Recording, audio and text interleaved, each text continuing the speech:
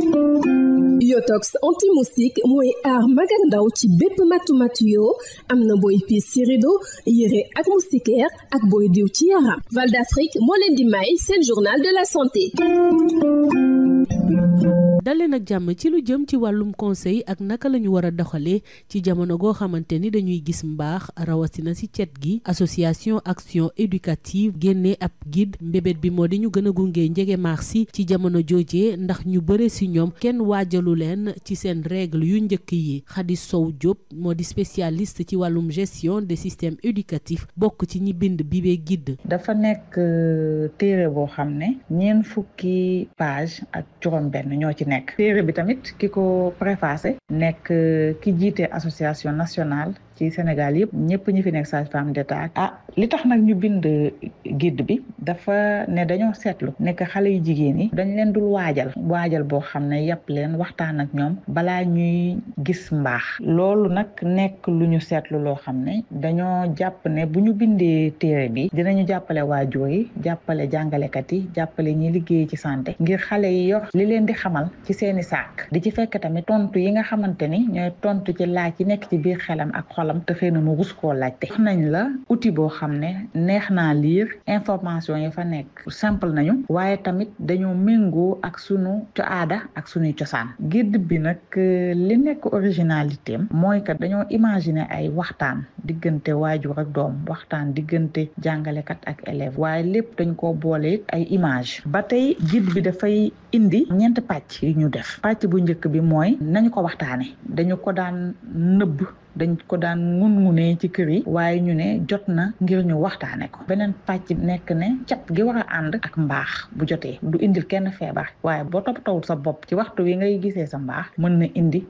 loo xam ne loraange lay doon. beneen séquence bi nekk éducation maanaam yar bi ndaxte bis bu neexee ngay fàttali nit ki ni mu war a toppatoowee boppam ci bu gisee mbaax. li ci mujj nag nekk formation pratique boo xamante ni dafay gunge structure yi ci ñu xam bu ñu bëggee ñoŋal gestion hygiène menstruelle ci biir gox yi ak ci biir école yi ñu xam nan la ñu koy defee. guide bi mu génnee jox nañ ci direction enseignement moyen secondaire général bu ministère éducation 202 ñu ngi ko jox fukk ak juróom-benn miss mat yi jóge ci académie Sénégal yi ak fukk ak juróom-benn miss science yi jóge ci académie yi. wasaare bi nag day wëy ndaxte ñi ngi nekk di ko tekki ci kàllaama wolof di ko tekkiit ci anglais ak ci arabe di ko transcrire tamit ci méthode braille bi nga xam ne xale yi nga xam ne seen gis-gis neexul pour ñoom ñu mën ci accéder à l'information continuer di def sensibilisation ak distribution. jaajëfal naa leen ci déglu bi dig daje ci beneen numéro.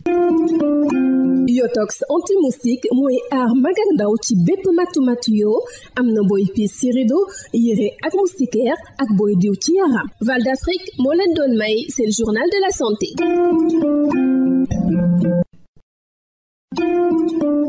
Yotox anti-moustique pour le corps, les vêtements, les rideaux et draps vous protège contre les moustiques chez l'adulte et l'enfant. Val d'Afrique vous offre votre journal de la santé. Bonjour, conseils et pratiques pour une bonne gestion de l'hygiène menstruelle. L'association Action Éducative publie un guide.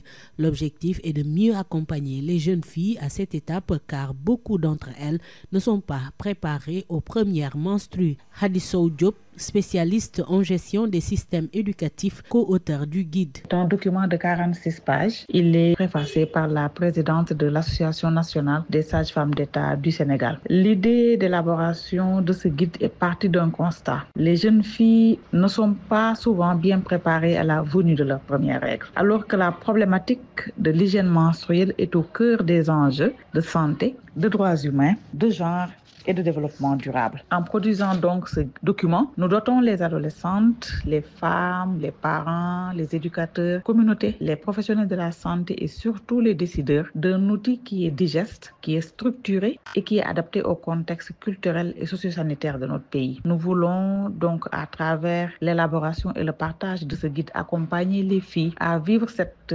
phase qui est naturelle du cycle féminin avec beaucoup de fierté. Son originalité réside quand même dans son approche par le dialogue et les images. Globalement, on y trouve des séquences, 4 séquences. La première s'intitule Briser le silence. La deuxième développe tout ce qui tourne autour de l'hygiène menstruelle. La troisième séquence, c'est une éducation à la gestion de l'hygiène des menstrues. Et la quatrième séance est composée de formations pratiques. Nous avons remis à la direction de l'enseignement moyen secondaire général du ministère de l'Éducation nationale 32 guides destinés aux 16 Miss mathématiques et 16 Miss sciences des 16 académies du Sénégal. Nous poursuivons les activités de vulgarisation avec la traduction en langue nationale et en cours, en arabe, en anglais et une transcription en gros caractères et en braille, juste pour ne laisser personne en rade. Donc, nous avons pensé aux pensionnaires de l'INEFJA, mais également à d'autres couches vulnérables que nous trouvons dans les établissements pour que chaque fille puisse accéder à l'information et puisse acquérir les compétences requises pour pouvoir gérer ses menstrues convenablement. Merci de nous avoir suivis. Rendez-vous est pris pour un nouveau numéro.